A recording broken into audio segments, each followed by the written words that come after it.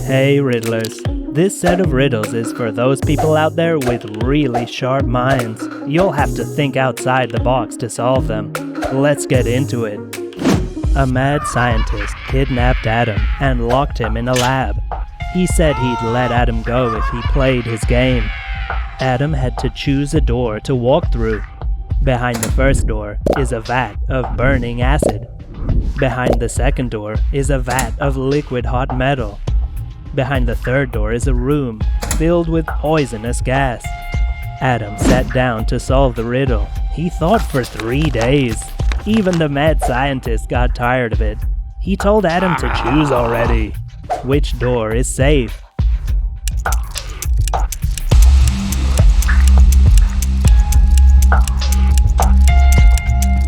After 3 days thinking, the answer's easy. The second door. The metal should be solid enough to walk over by now. Bob was late to a date with a girl he just met yesterday. Never a good start. Bob sped all the way to the restaurant. He still had a minute to spare, but there was nowhere to park, except the handicapped spaces. Bob parked there, even though he wasn't handicapped. Luckily, Bob was smart. He knew how to avoid a fine. How?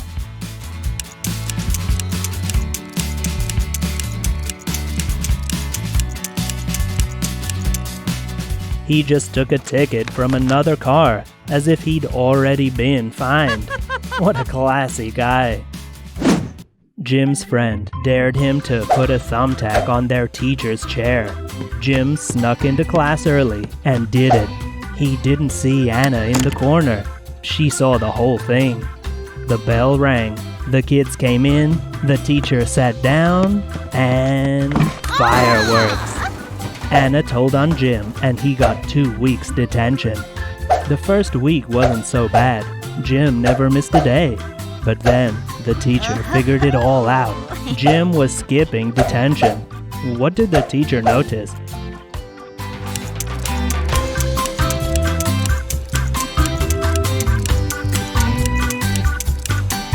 Jim's twin brother went instead of him sometimes. That birthmark keeps changing places. The police were tracking a diamond smuggler. He flew the same route every week. Airport security never found out how he was moving the diamonds. He always had the same items with him every single flight. Finally, the senior detective took the case and came to check the smuggler's luggage.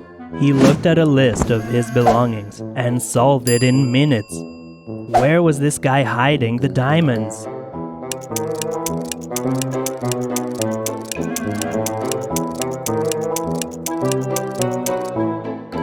In a tube of toothpaste. He always packed toothpaste, but never a toothbrush. 2 police officers were chasing a criminal who had just robbed a bank. They followed him through the city, but he turned a corner and disappeared. One of the officers saw the criminal's mask on the ground. He had obviously ditched it before running into that coffee shop. The cops went in. There was a themed party going on. Everyone was dressed up as criminals. Which one is the real criminal?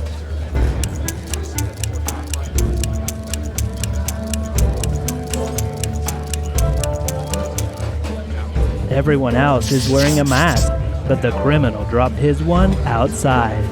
An off-duty detective went to an auction. He bid on a few things, had some snacks. Just then, security got an anonymous tip. There was an explosive in the building. The detective sprang into action. He started watching the other visitors. About an hour later, a North Pole collection came up for sale. There were some stuffed animals, 2 polar bears, a penguin, 3 fish. The detective spotted the explosive. Where is it?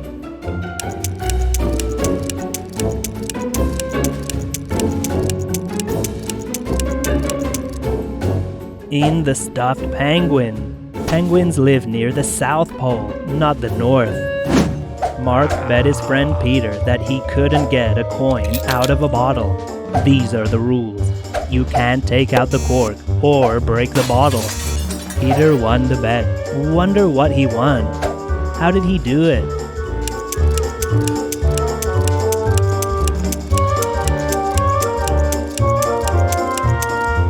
Peter pushed the cork in and took the coin out. Tom was a dangerous criminal who had just broken out of prison. The police had zeroed in on a shack in the woods. Let's hope Tom's still there.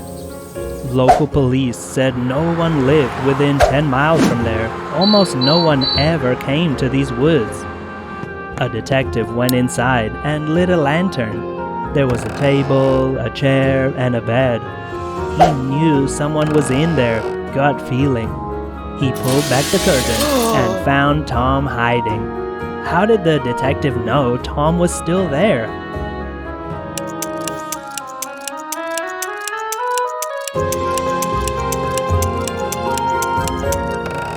The apples and bread on the table.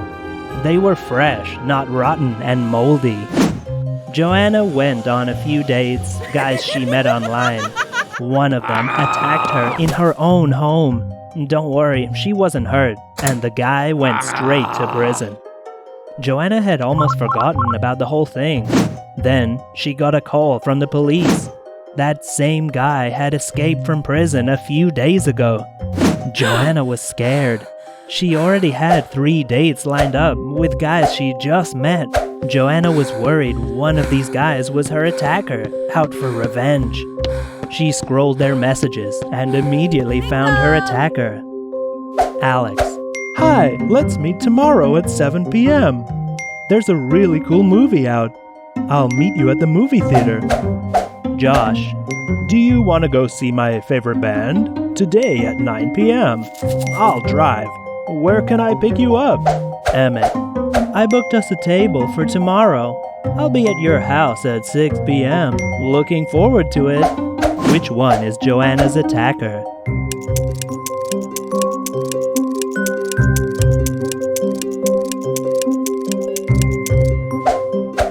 Emmett. Somehow he already knew where Joanna lived. Alan owed money to Big Tony. Classic mob name, right? Big Tony showed up to collect, but Alan said he didn't have the money. Another classic. So, Tony locked Alan in his basement. After a few hours, Big Tony came down. Tony knew that Alan was a gardener and he had a task for him. If Alan did what he asked, he would forgive the dead. Tony wanted to make his pond bigger, but the trees had to stay put, and the pond had to stay the same shape. How can Alan do this?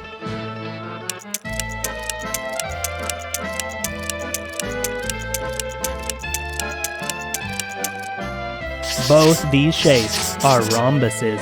Geometry saves another life.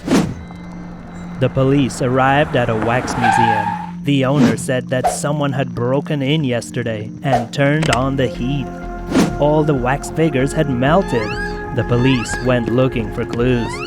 What a strange crime. What was the point? A few minutes later, they arrested the owner. Why?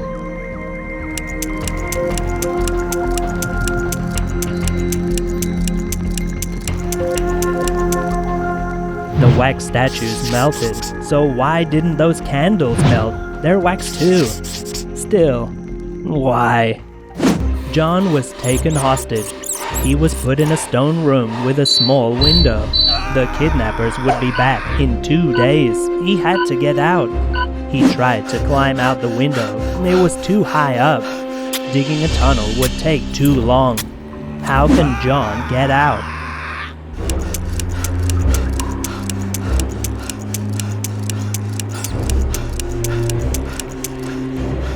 He can dig up enough soil to make a mound under the window.